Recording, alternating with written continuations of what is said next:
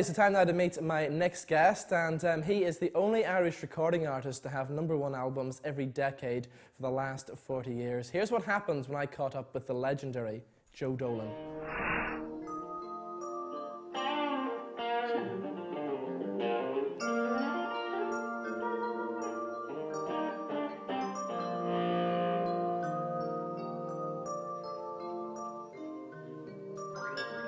Okay, so Joe, you're back in Belfast tonight, so you're playing the Grand Opera House. For most artists who come here, they always say this is one of their favourite venues. Do you feel the same? Yeah, very much so. It's an absolute fabulous venue. Now, we've done the waterfront as well and all that sort of stuff. But here, you're with the people. Yes. Like, you're surrounded by them. You're actually, well, you're practically in the audience. You feel like you're a member of the audience, and you can get contact. Yes, yeah. Like, straight away with the people. It's marvellous. I love this place. Yeah, I love the Opera House.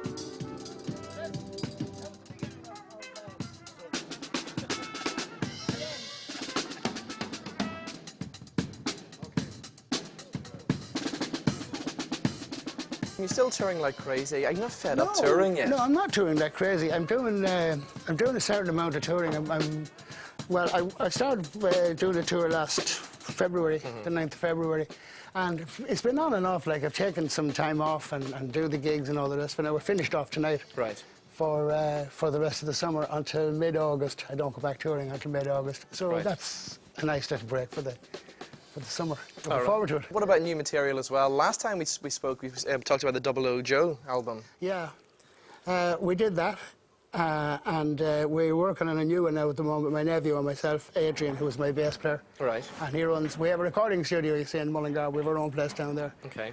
And we're starting to work on some new stuff now. He has some nice stuff written, and we have a few songs in from different people. And one or two other things. We might do a little bit of a rehash of some old stuff and bring them up to sort of 006 or whatever we're in. Yeah. And, you know, just doctor up things and get it going that way. But we're starting doing that now we're just going to take a break altogether now, and then we're starting doing that in June. Okay. Sometime in June. All right, now the cover stuff was such a big success. When you were recording, like, the Pope song, did you ever think this was going to be so popular for you? I didn't know what it was going to do, you see. It was a total different situation, and it was a challenge. So I thought, well, it's there, so why not do it? Yes. You know, let's be the first to do it. So I did it, and I rather enjoyed doing it. And then the success that came out of it was just astronomical. You know, it was fabulous.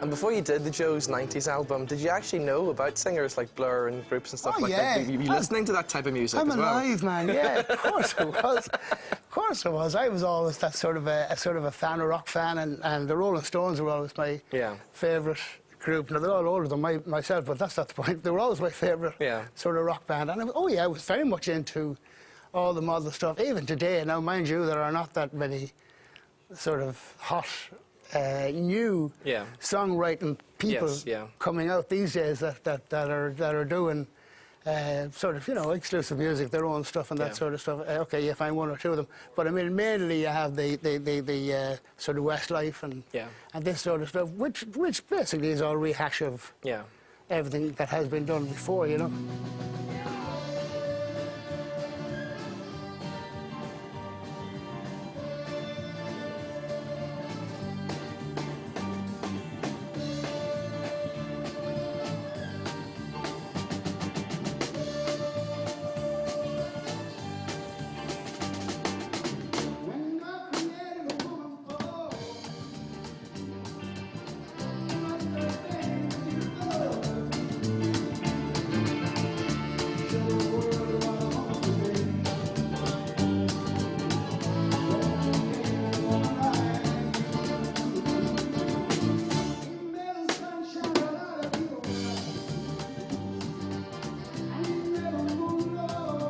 What about you back in the beginning? Was it a long, hard struggle for you to get the big break, or were you lucky just to be in the right place at the right time? No, you're never in the right place at the right time. You have to make sure you're in the right place at the right time. You know, it was a long, hard struggle. Yeah. It seriously was. Yeah, we had our very downs, and then we had a few little ups, and then very downs, and then suddenly, bang! After, well, goodness knows how many years, it sort of started to take off for me, and then it never looked back after that. It just got better and better.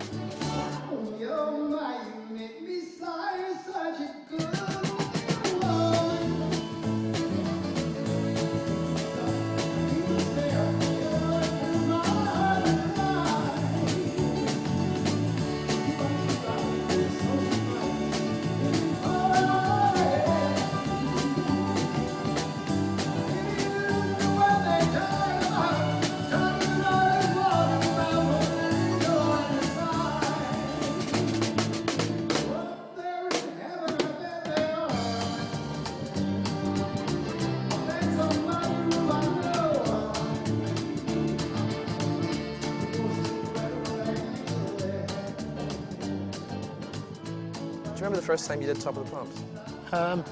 Well, yeah, it was about 68, I think. When in 68, I did it with Make Me an Island. Yes, yeah. When you recorded Make Me an Island, did you ever think how big that song was ever going to be? Not a clue. Not a clue, I swear it.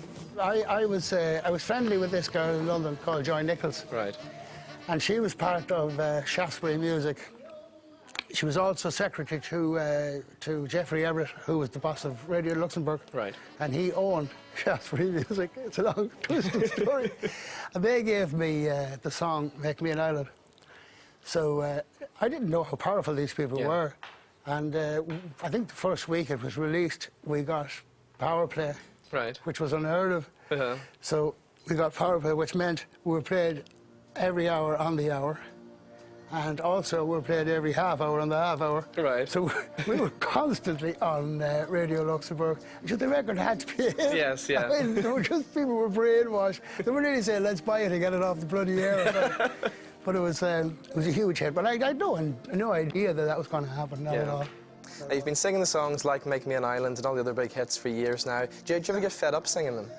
No, because funnily enough, they're great songs. And they have stood the test of time. And even like Good Looking Woman, it's a song that, geez, everybody sings it on the streets. And, I mean, if you go to any wedding, you're going to hear Good Looking Woman. Yes, yeah. Or any doesn't matter where you are. But I was going to say the church, but you don't think of the church so much. Don't do it so much in the church anymore. Since Mother Teresa. Yes. She was a Good Looking Woman.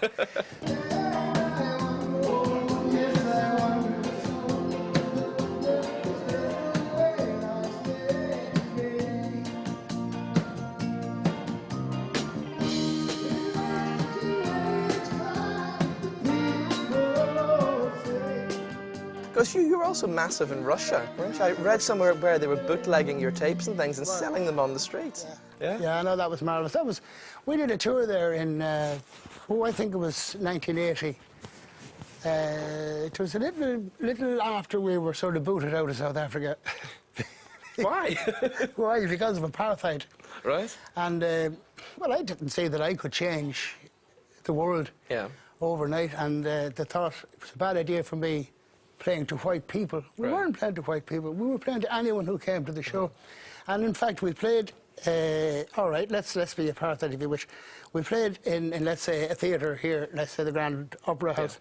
And down the road there was a place called the Luxorama, which was a recognised black theatre. And all the black people went there. And all the white people went to the other place. And never the twain should meet, because the blacks won't go to here, and vice versa. So we did a concert here and one there. So what was the problem with that? And then we got several snotty letters from the anti-apartheid movement to get out, shut up, or they would block us everywhere. And then in the end, it got a little bit heavy because they were going to block us all over, and they had the power to do so.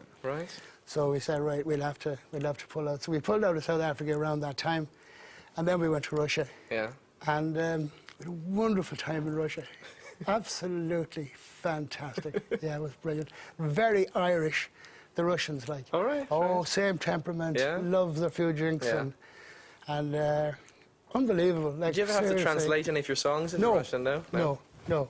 No, I didn't. We used to speak a bit of Russian, all right. Like, you'd tell them that you love them, and it's nice to be in Moscow, or nice to be in Leningrad, or whatever, in a little bit of Russian, and they'd go ape when you speak the language. Well, I suppose we're the same here. Like, if somebody comes over to Ireland and gives out a little spiel of a little Gaelic sentence, like, all those panties just fall.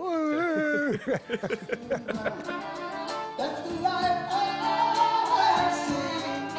But I'm tired, I'm inspired, and my life is lately. You're like yours.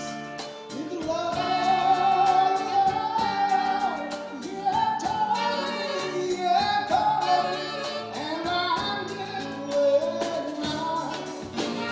Take me and break me, close all your windows, no.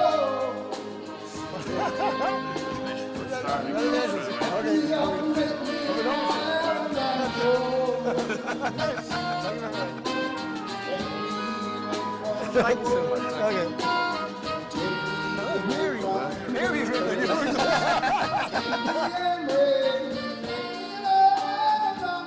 Now, Joe, the ladies still love you. You're still seen as a bit of a sex symbol. Do you ever get any strange kind of gifts and things sent Yeah, from lots the of them, ladies? yeah. We get all sorts of knickers and different little bits of apparel and, yeah. I finally, as well, I was reading somewhere that you're selling bits of your body on the internet, on eBay. Well, actually, that was a bit of slag. See, I had an operation on my hip, and I did this program, Podge and Rog. Yeah. And wild, they are wild. The things they come out with, I get away with, it's just incredible. But they actually had a demonstration hip, right? Right. And they presented it to me on the night of the show. And they made a bit of a bloomer themselves, because they said they were pushing it on eBay for sale, like for charity. Yeah. And I got a phone call a couple of weeks later to say that the response they had got was phenomenal. Right. They had hundreds and hundreds and hundreds of emails in about this hip thing, you know. But they couldn't sell it because I had signed it and all. But they borrowed it from a hospital. And it wasn't the real thing, but it was the real thing for demonstrating to students, you know. Oh, right, yes, and went on to be a doctor kind of thing. Yeah. And this is what they learned all their trade from and all the rest of it. So they had to give that back. But they got another one made up anyhow. So I went back and I signed that one. And then they sold that on the eBay. They got, I don't know what, hey, what did they get for me hip? 680 €, yeah. Oh, my God. It wasn't even mine.